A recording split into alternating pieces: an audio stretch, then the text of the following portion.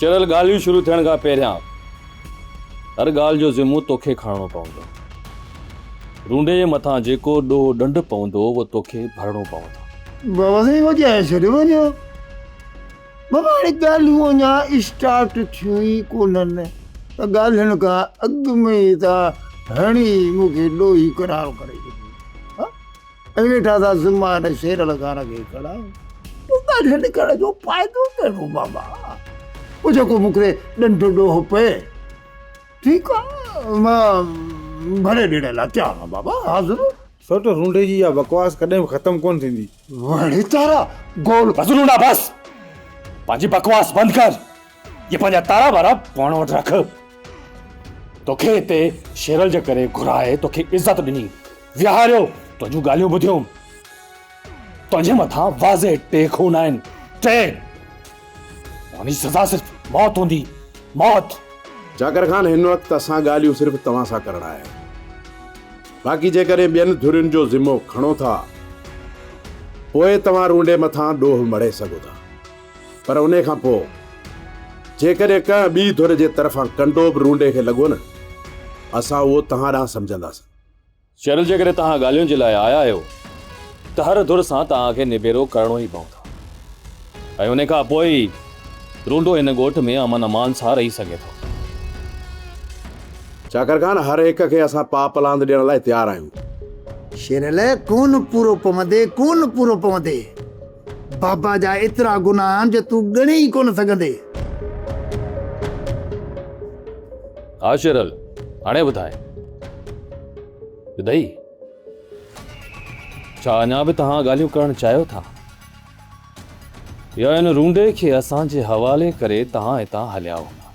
बाबा जी मको कुर्बानीअ जो बकरो कोन आहे, मूंखे तव्हांजे हवाले करे वरी तारा गोल तारा चवंदा निकिरी ईंदा।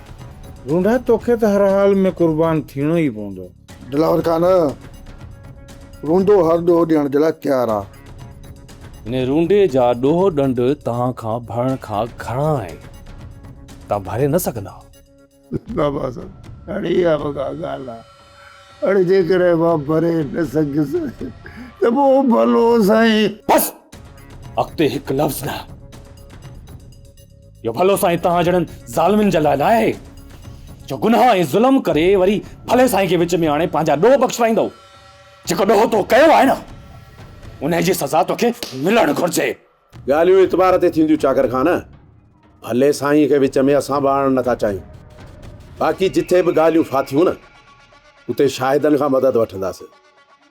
बाक़ी रूंडे जो जेको बि ॾंड ॾोह हूंदो उहो मां भरे ॾींदुसि। शेरल मूंखे इहा पक न आहे त बाबा साईं जे क़त्ल में रूंडे जा हथ आहिनि या न।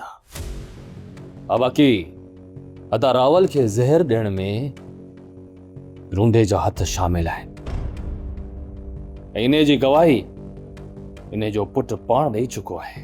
उन जी वीडियो बि मौजूदु आहे। छा उन खां पोइ बि हीउ रूंडो उन ॻाल्हि खां इनकारी आहे? बाबा जी मुंहिंजा वॾा बि मञी था त रावल खान जा वाकई कातिल असीं आहियूं, पर उन जे बदिले में मुंहिंजे पुट खे हणी पूरो करे छॾियो, हिसाब किताब खे बराबरि करे छॾियो आहे। न रूंडा न, मुंहिंजे भाउ जे खून जे पलांद में तव्हां सभिनी जा खून हलकड़ा पवंदा। उन तव्हांजो कुझु बि न बिगाड़ियो हो, ऐं तव्हां मूंखे बेगुनाह मारे छॾियो। इन बावजूद बि जेकॾहिं रूंडे जे मथां तव्हां को ॾोह ॾंड रखो था न, उहो बि भरे ॾियण लाइ तयारु आहियूं चाकर खान। शेरल, सिक्कू जे भाउ वल्लू जो खून बि हिननि जे सिर मथां आहे। सांवल जे भाउ शहमीर जो खून बि हिननि जे मथां आहे। नंढियुनि वॾियुनि शरारतुनि खे छॾे जेकॾहिं सिर्फ़ु खूननि जो हिसाब वरितो वञे न, तॾहिं बि हिननि जे मथां 2 खून साबित थियनि था। उन्हनि जो छा कंदे? सभिनी धुरियुनि सां ॻाल्हियूं करण लाइ तयारु आहियूं चाकर खान।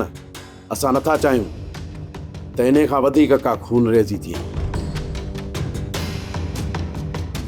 सब्सक्राइब कयो असांजो ऑफिशियल YouTube चैनल सिन टीवी HD ड्रामा ऐं वधीक अपडेट लाइ बेल आइकन खे क्लिक करियो।